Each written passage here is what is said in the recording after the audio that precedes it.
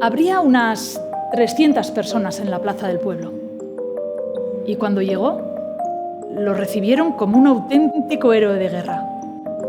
Pancarta, aurrescus, yo no sabía qué decir ni qué hacer. O sea, ¿en serio?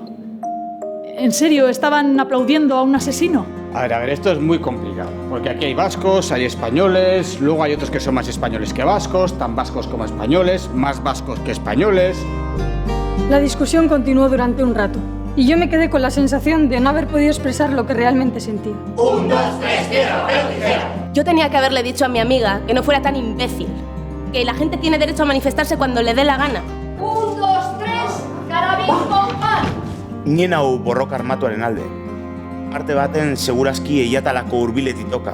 La golpearon porque hablaba euskera y la arrastraron de los pelos, junto con el resto hasta la plaza del pueblo. Gaur egun, 18 urtetik beherako 113 gazte daude. Aita, ama, ala guraso biak kartzelan dauzkatenak. 5,